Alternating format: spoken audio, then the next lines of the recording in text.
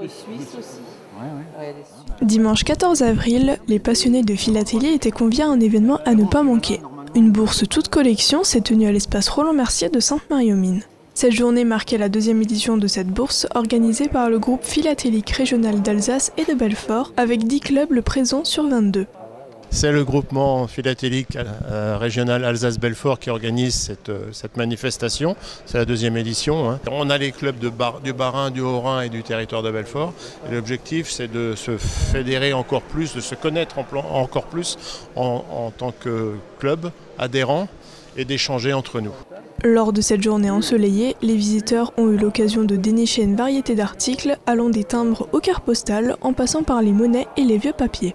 Alors, les expositions de ce week-end sont essentiellement philatéliques, cartophiles, toute collection, parce qu'on va retrouver du papier-monnaie, on va retrouver des télécartes, on va retrouver des choses, j'ai vu qu'il y avait des sous-bocs, des choses parce qu'il faut savoir que dans le monde de la philatélie, il y a des classes de compétition, qu'on appelle surtout classe ouverte, dans lesquelles on peut mettre tous ces organes dedans.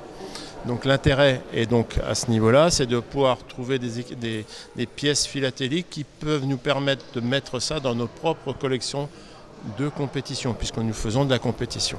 La philatélie est accessible à tous les âges, que l'on soit petit ou grand. Au niveau des personnes qui viennent, ce qui m'a surpris tout à l'heure, il y avait un jeune qui devait avoir entre 10 et 15 ans, qui était accompagné de son grand-père.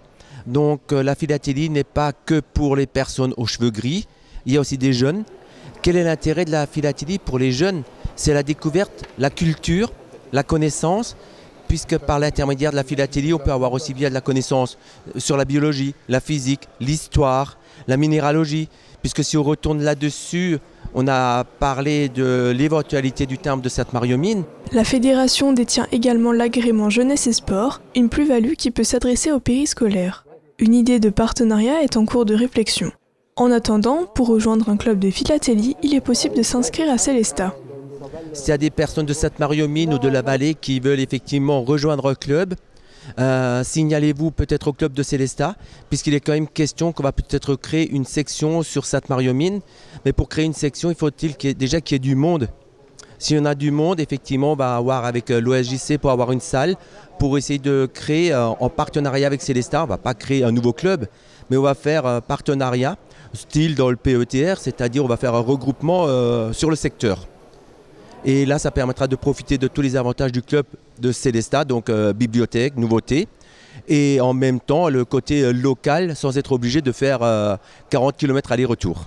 En 2025, le groupe philatélique régional d'Alsace et de Belfort accueillera à Colmar l'exposition nationale Philex France Colmar 2025, le championnat de France de philatélie. Pour patienter jusque-là, une bourse est à découvrir à Célestat en septembre prochain.